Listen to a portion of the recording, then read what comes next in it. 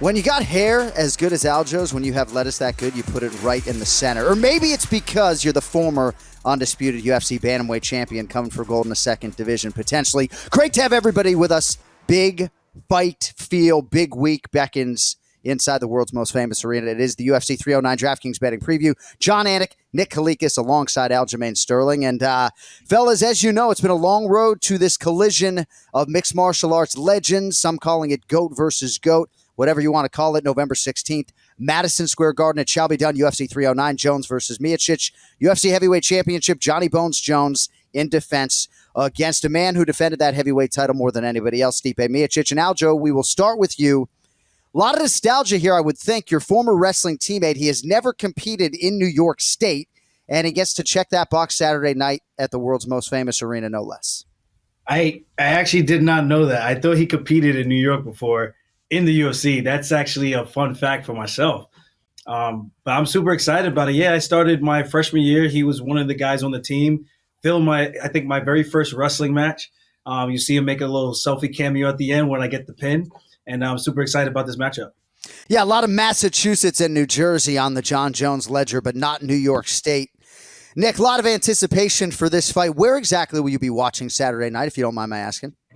I will be watching at my home office. That's where the majority of my fight watching takes place a little bit. You know, got a lot of betting going on, got a lot of action out there, got my TVs, need my privacy, so I kind of prefer to watch it that way.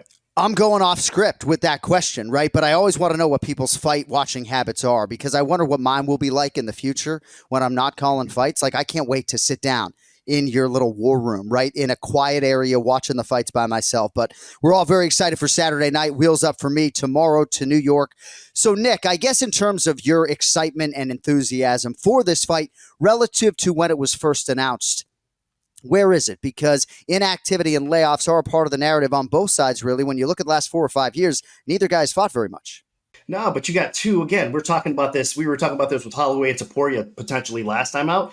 We're looking at it again, two GOATs going at it. I understand the time off. We're not quite sure what we're going to get from either fighter, but at the same time, the anticipation, the intrigue to really see where Jon Jones is at right now. And if he could continue that just amazing run of being the best fighter we've ever seen, or Stipe, in my opinion, he is the best heavyweight of all time. So does he have that glimpse? Does he have that spark left? Because if we see a flash of what Stipe was, he could definitely pull this fight off. So that's it for me. It's the anticipation to seeing how these guys are going to come out and perform. Fascinating matchup for me, regardless of layoffs, regardless of age, regardless of the variables on both sides of the equation. I'm always hungry to hear what the fellas have to say, especially when it comes to this UFC 309 main event. The only thing, though, that I'm thinking about before watching fights when I actually am at home is Wingstop. Wingstop has created the Fight Night Bundle to satisfy the fight against hunger. They're hitting you with a $24.99 combo, 25 boneless wings, 4 flavors of your choosing, a bundle of large seasoned fries, a regular Cajun corn, 2 drinks, and 3 dips to go with it.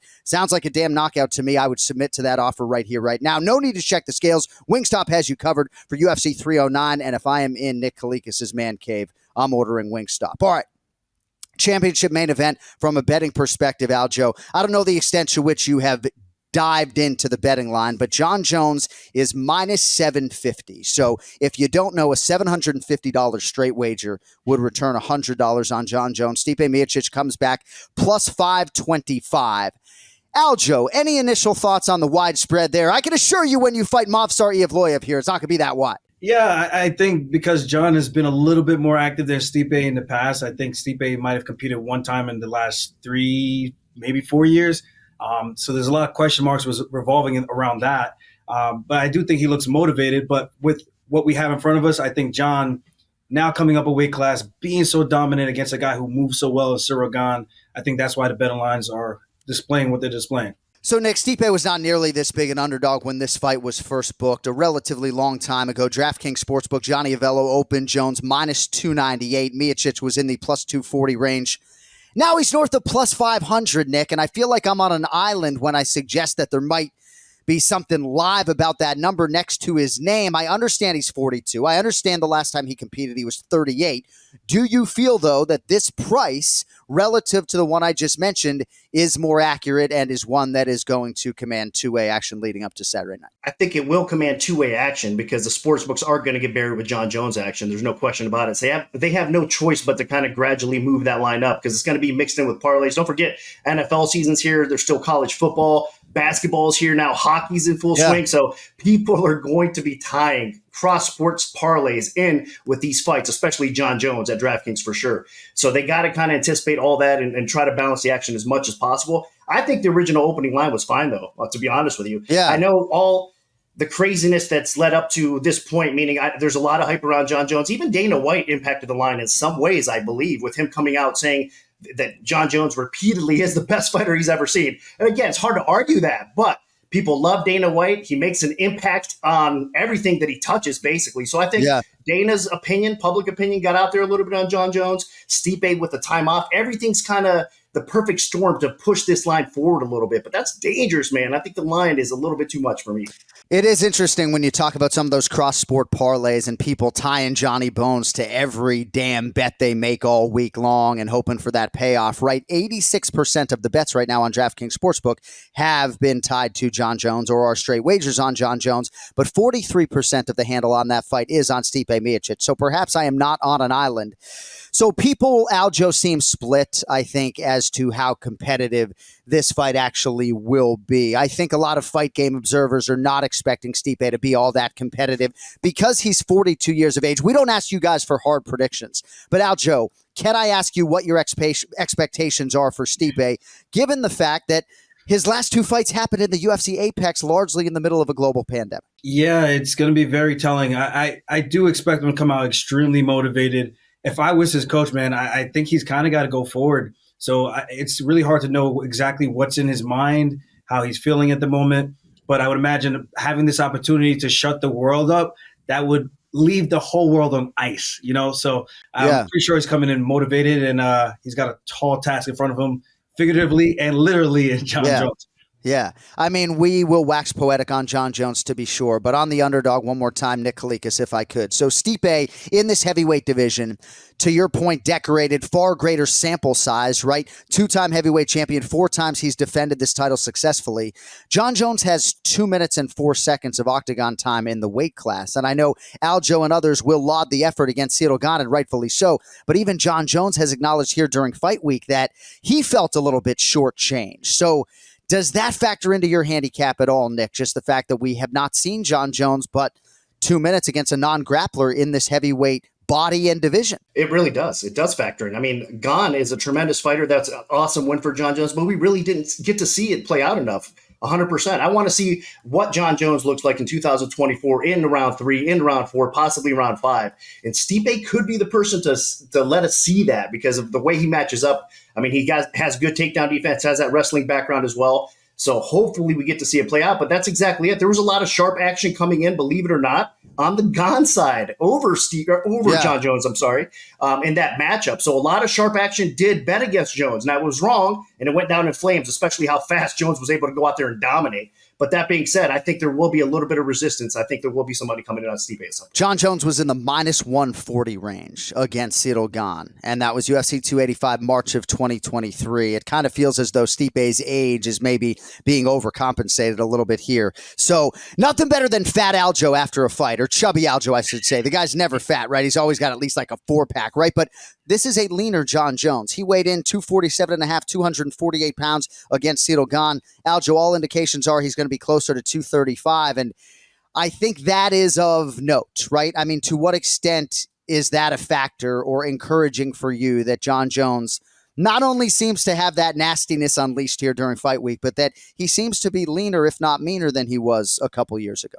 I think this is a good move for him. He's one of those guys who's very over analytical about his opponents, very meticulous in the way he prepares, watches tape. And I think he's doing that because he wants to be a little bit lighter, wants to be a little bit more nimble on the feet. And I think that's going to play into his game plan and trying to be able to move with a guy who's a little bit quicker with the hands and everything like that. Yeah, Suragan might be bouncy on his feet, light with the kickboxing, long range attacks, but this is different where you got Stipe who can wrestle. So he has the anti-wrestling and he has the great credentials for boxing as well. I think Golden Gloves, if I'm not mistaken. Yeah, yep. So with that said, I think Jon is doing the right thing, not coming in too heavy where if it goes outside of round one, he might pay for it in the cardio department. Nick, I'm contractually prevented from betting on these fights, but this would be one that I would just sit back and enjoy. Do you have any live tickets, cross-sport parlays, or otherwise on the main event as yet? Not right now, I do not. It's just hard for me to get involved because you know what? Unfortunately, the narrative scares me enough. Stipe's been out of it for so long. He's coming off that brutal knockout loss. Jon Jones is such an intelligent fighter. I think he's going to try to wrestle here, even though Stipe has good takedown defense, and he's got a huge advantage on the ground. So for me, the line's keeping me away, but I would pull the trigger on Stipe more than I would Jon Jones. I would not lay the chalk on Jon Jones. If there was a gun in my head, I would actually sprinkle a little bit on the dog. All right, nicely done. We'll get the Funk Master focus later and get your keys to victory for Jon Jones and Stipe Miocic. Now, though, if we could get to the co-main event. Oh, my God, I'm excited. Sorry, I'm going to wake the neighbors. Co-main event, 5 rounds if need be. Lightweight title eliminator. Charles Oliveira, minus 270. Michael Chandler is plus 220. Very quickly, if I could, in terms of the betting action, 72% of the handle. 72% of the bets as well are on the fan favorite Charles Do Bronx Oliveira. Aljo, first meeting was fairly epic, right? Michael Chandler, as close really as anyone has come to winning an undisputed belt in Octagon without actually winning it, was maybe a strike away. What is your early forecast for this rematch that is not a title fight but is scheduled for 25 minutes if need be? I see. I didn't even know it was a 5-rounder. That's another X factor right there. But for me, it's hard to know because Michael Chandler has been one of those guys who's very talented in every single skill department, explosive, everything that you want in an athlete. But then he goes out there, he fights the way that he fights, which is just reckless abandon. And he's promising now that he's going to fight smarter, use his athletic abilities to actually take his time. So I'm excited to see that, to see if he can actually close the show this time. Because if he does the same thing he does last time, I think he's leaving the door open for Charles Oliveira to go up 2-0 against him.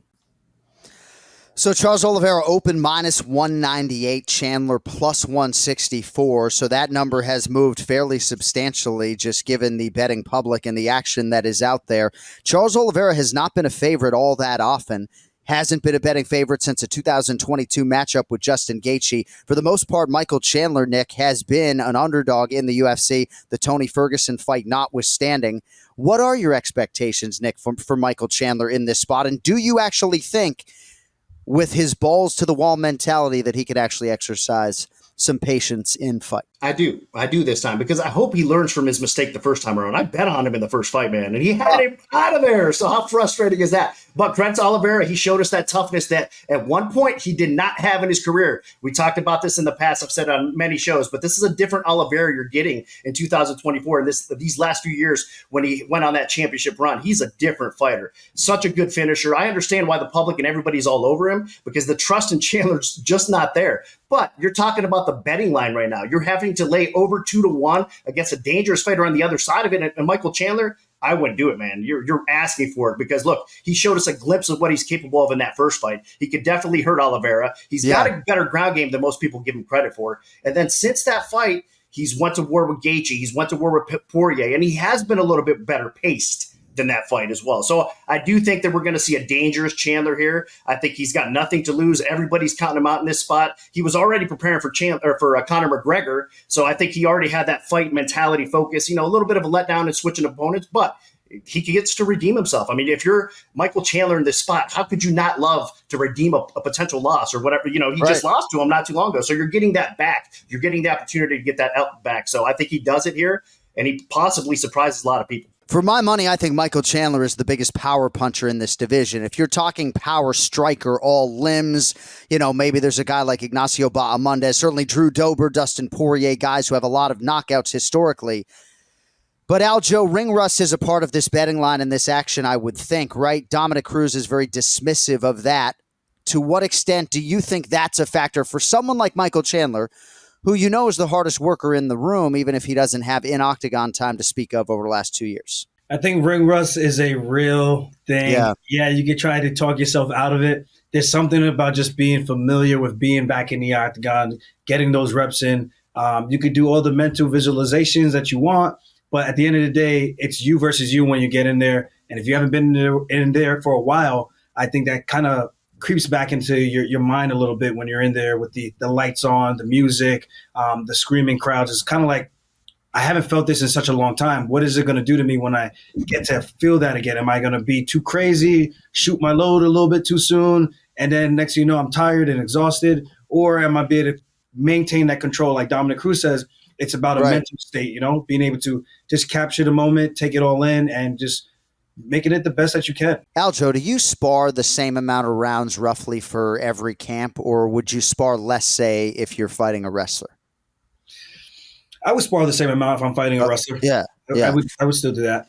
I ask because I think a lot of Dominic Cruz's mentality is just rooted in how much he spars, right? Like right now you can tell he's getting ready for something because he has like 2 black eyes and a broken nose. Like he spars all the time. So I think for him, he feels like he's fighting, even if he isn't touching down on that canvas. But Charles Oliveira just fought very competitively at UFC 300, split decision loss to Arman Sarukian like a few months ago, right? So we'll see the extent to which it's a factor, but I'm excited to see what Chandler and Oliveira can do with the showcase. And of all the New Yorkers and talented fighters that are going to make the walk in this building, right? Chris Weidman and others going to get massive ovations.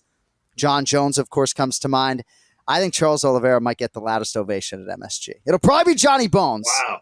But I'm telling you, I think Charles Oliveira, the fan favorite, your favorite fighter's favorite fighter, might get the loudest ovation. All right, Nick, anything else, main card or prelim portion, worth throwing down on at this point of the week? You know what? There's quite a few, to be honest with you, but I'll pick out a prelim and Mickey Gall. This is not going to be an attractive fight for a lot of people out there, but Mickey Gall versus Brockenich.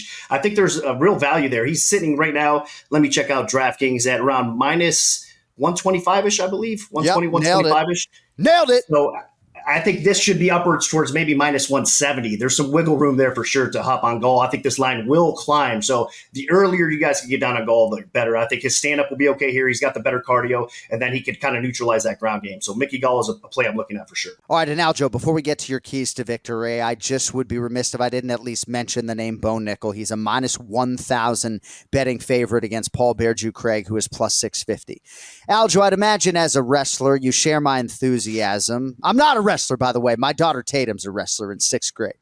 But I'd imagine you share my enthusiasm for Bo Nickel. I've mentioned there are a few fighters, Khamzat Chimaev, Bo Nickel, that they hit the inspection zone, they hit the tunnel, and it just fills the arena with this intensity that's indescribable. So, Aljo, if I could go off script and ask you, what is your level of enthusiasm to watch Bo Nickel face his toughest test to date in the 18-time UFC vet, Paul Craig? I'm super excited about this matchup for multiple reasons. One is Bo Nickel. If you don't know who Bo Nickel is, just type it in on YouTube and you'll figure it out real quick.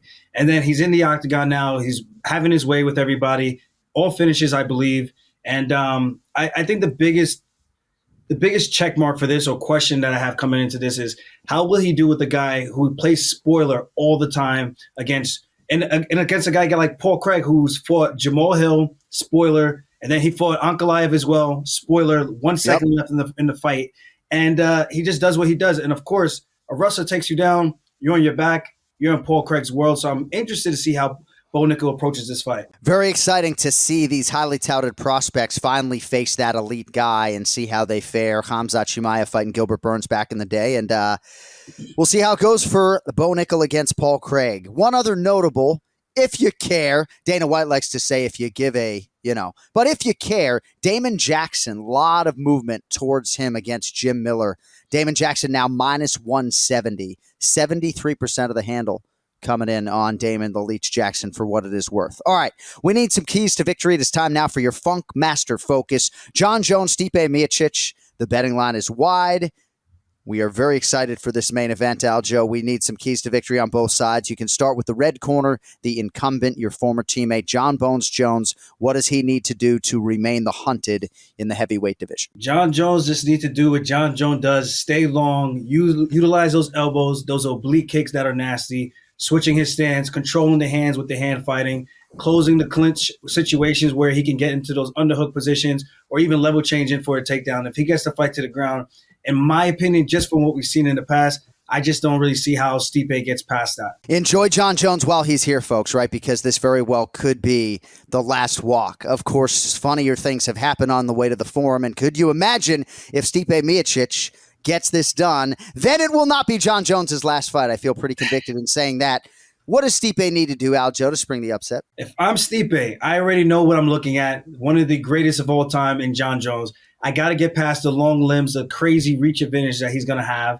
I got to make it a dirty fight. I can't play passive and let him pick apart his shots from a distance and then I can't get to him. You got to keep your hands high, moving the head off the center line, coming forward and trying to keep the pressure on him, but also being wary of the takedown entries, but also being wary of the feints into those spinning elbows and things like that. So if he can make it dirty, get in his face and push him back towards the cage, I think he could get his hands on him. But again, it's Jon Jones and it's not an easy task. Well, and Jon Jones is minus 700 for myriad reasons, and if he is firing on all cylinders and is not a skosh flat on fight night, then it could be a very short or long night at the office for Stipe Miocic, but that's why they play the games, and I don't have to tell you guys how great this sport of mixed martial arts is. Be sure to check out that DK Sportsbook social tab on the way out of here where you can create groups with friends and see who's having the best night at UFC 309. You can do that in real time, perhaps talk a little trash along the way if you are so inclined.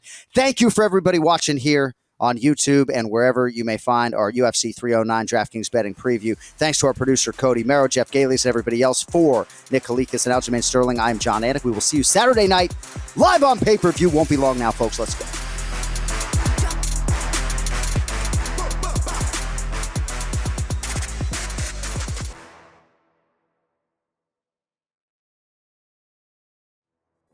This show brought to you by DraftKings Sportsbook. Download the DraftKings Sportsbook app now and use code TKO when you sign up. The crown is yours.